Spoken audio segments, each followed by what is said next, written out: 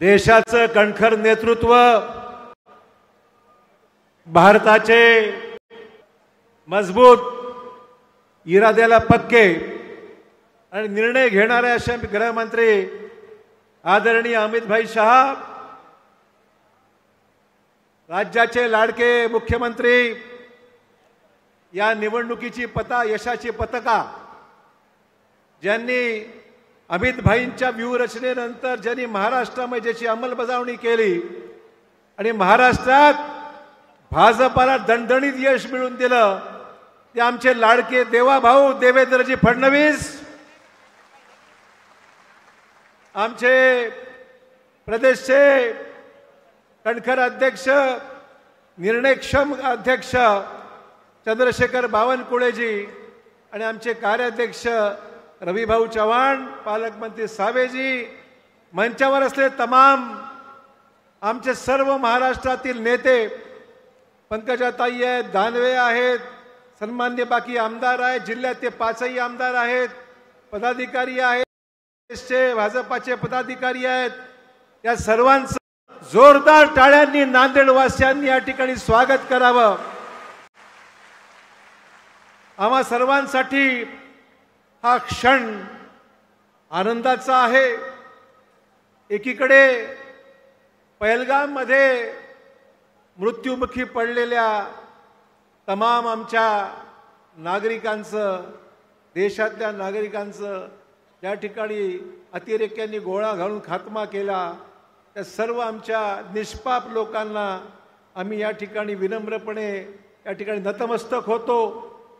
त्यांच्या बलिदानाचं या ठिकाणी निश्चितच देश कधी विसरणार नाही, अशा पद्धतीचं त्यांचं एकंदरीत कारकीर्द राहिलेली आहे, त्यांना निष्पाप बळी जावं लागलं। पण त्याचबरोबर आजचा जो शंखनाद आहे, तो शंखनाद आमच्या शूरवीर सैन्याचा शंखनाद आहे की ज्यांनी पाकिस्तानमधल्या अतिरेक्यांचा खात्मा केला, त्या आमच्या शूरवीर जवानांचा या ठिकाणी आम्ही जोरदार टाळ्यांनी त्यांचा गौरव करतो, त्यांच्यासमोर नतमस्तक होतो, त्यांचं अभिनंदन करतो। आणि त्याचबरोबर आम्ही मोदी साहेबांच्या आज कारकिर्दीला 11 वर्ष होत आहेत। मोदी साहेब सातत्याने देशाचे तिसऱ्यांदा आपले केंद्रातले पंतप्रधान झाले, पण आज 11 वर्ष पूर्ण होत असताना जोरदार टाळ्यांनी मोदी साहेबांचं अभिनंदन आपल्याला या ठिकाणी करायचं आहे। म्हणून हा शंखनाद आणि आगामी काळामध्ये देवाभाऊ आणि अमित भाईंना आम्हाला शाश्वत करायचं आहे की हा नांदेड, जे मराठवाड्यात आम्ही महाराष्ट्रात पाहूच, पण नांदेड म्हणजे 100% भाजप आणि भाजप ही आमची भूमिका घेऊन आम्ही नांदेड जिल्ह्यामध्ये एक परिवर्तन जे आपण विधानसभेला सुरुवात केली ती आगामी काळात आम्ही निश्चित करणार आहोत। मित्रहो, ऑपरेशन सिंदूर एक फार मोठं धाडसाचं कृत्य होतं। पंतप्रधान मोदींनीच ऑपरेशन सिंदूरला नामकरण दिलं आणि निश्चय केला की दहशतवादाचा बेमोड आम्ही करणार म्हणजे करणार।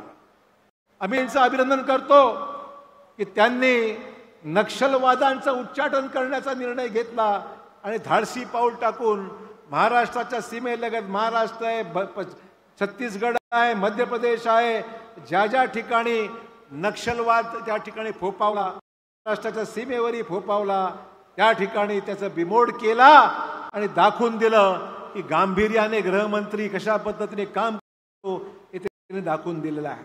आणि मित्रहो, अतिशय महत्त्वाची बाब, अहिल्याबाई होळकर, पुण्यश्लोक अहिल्यादेवी होळकर यांची 300वी जयंती संपूर्ण देशामध्ये भाजपाच्या वतीने, तमाम नागरिकांच्या वतीने जोरदारपणे या ठिकाणी आम्ही सेलिब्रेशन करणार आहोत। त्या ठिकाणी आम्ही अहिल्याबाई देवी होळकरांनी, पुण्यश्लोक अहिल्यादेवी होळकरांनी ज्या पद्धतीने प्रशासन चालवलं, ज्या पद्धतीने त्या काळातही देशाला दिशा दिली, गरिबीला त्या ठिकाणी न्याय द्यायचं, गरिबाला काम त्यांनी केलं आणि प्रशासनाच्या माध्यमातून उत्तम निर्णय घेतले, त्याच पद्धतीने देवाभाऊ सुद्धा महाराष्ट्रामध्ये जोरदारपणे त्यांनी कामाला लागलेले आहेत. परवाच त्या ठिकाणी जाऊन अहिल्यादेवी होळकरांच्या समोर होऊन राज्याच्या कार्यक्रमाची सुरुवात त्यांनी त्या ठिकाणी केलेली आहे. आणि आज एक महत्त्वाचा क्षण आहे. आज आमचे आदरणीय पोहरादेवीचे महाराज या ठिकाणी आलेले आहेत.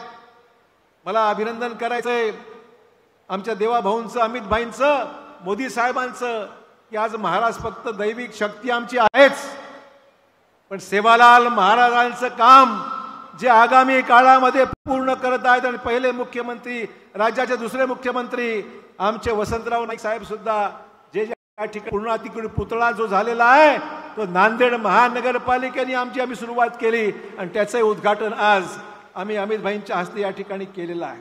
त्यामुळे या सगळ्या विविध कामासाठी आज आपण जोरदारपणे काम करत आहोत.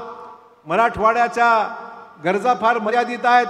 मी देवाभाऊंना विनंती करेन, आपण आगामी काळामध्ये मराठवाड्याच्या विकासात्मक दृष्टिकोनातून विकसित देश, विकसित महाराष्ट्र आणि विकसित मराठवाडा आणि विकसित नांदेड, परभणी, हिंगोली या सगळ्या जिल्ह्यांना गुंतवणूक आपण अधिक यावी, रोजगार मिळावा आणि लोकांना हाताला काम मिळावं. या आगामी 4 वर्षाचा संकल्प आपण आपल्या भाषणातून उल्लेख करून अधिकाधिक गुंतवणूक कशी आपल्या भागात येईल या पद्धतीने त्याचा विचार आपण केला पाहिजे. अधिक वेळ मी घेणार नाही, भरपूर बोलण्यासारखं आहे.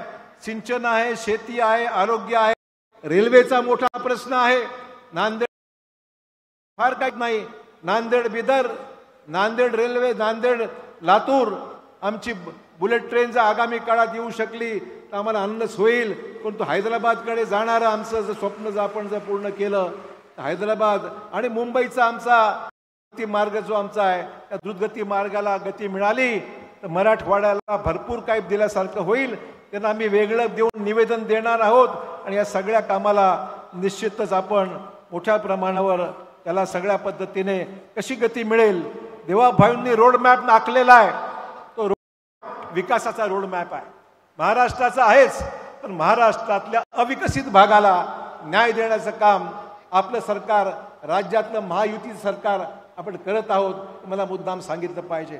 आणि मी सन्मान्य अमित भाईंना आणि देवाभाऊंना, बावनकुळेजींना, रवी चव्हाणांना आश्वासित की नांदेडमध्ये आगामी स्थानिक स्वराज्य संस्थांच्या निवडणुकीमध्ये भाजपा हा सर्वात मोठा पक्ष म्हणून राहणार आहे हे मला मुद्दाम या ठिकाणी सांगायचं आहे. अधिक वेळ मी घेत नाही. मला सांगायला आनंद आहे की आज 26 मेला भारतीय जनता पक्षाच्या आपल्या सरकारच्या माध्यमातून मला सांगायचं आहे की आपली अर्थव्यवस्था, भारताची अर्थव्यवस्था कालच जपानच्या पुढे जाऊन 4थ्या नंबरला भारत आलेला आहे. हे मोदीजींच्या कामाने दाखवून दिलंय. आपली अर्थव्यवस्था 4थ्या नंबरला, आज 5व्या नंबरला आपण होतो. जपान आपल्या पुढे होतं. जपानला मागे टाकून भारत आपल्या 4थ्या क्रमांक आलेली आहे. थोडक्यात त्याचा विषय यासाठी सांगतोय की मोदीजींचा जो आहे सबका साथ, सबका विकास, सबका विश्वास ही भूमिका आदरणीय मोदी साहेबांनी प्रत्यक्षात अंमलात आणली आणि देशाची अर्थव्यवस्था आज 5व्याहून 4 नंबरला आलेली आहे. पण अधिक वेळ मी घेत नाही. अनेकांची भाषणं ऐकायची असल्यामुळे अधिक वेळ न घेता मी गृहमंत्री साहेबांचं, अमित भाईंचं नांदेड जिल्ह्यामध्ये निवडणुकीनंतर पहिल्यांदा आले. देवाभाऊ मुख्यमंत्री झाल्यानंतर पहिल्यांदा आले. खरी जी आखणी केली त्या निवडणुकीचं यशाच्या मागे जी व्यूहरचना कोणी रचली असेल पंतप्रधान आणि अमित भाईंच्या माध्यमातून ती त्याचा खऱ्या अर्थाने अंमलबजावणी देवेंद्र देवाभाऊंनी केली. नंतर आमचे बावनकुळेजी आणि रवी चव्हाणांनी लक्ष घातलं आणि संपूर्ण आपल्या महाराष्ट्रामध्ये भाजपमय महाराष्ट्र झालेला आहे. तसंच आगामी काळात आम्ही सुद्धा ही जबाबदारी उचलू आणि यशस्वीरित्या आम्ही भाजपाला आगामी काळात 100% भाजप आणण्याचा प्रयत्न करू एवढी ग्वाही देतो. जय हिंद, जय महाराष्ट्र, जय भारत. माननीय आमदार श्रीयुत रवींद्रजी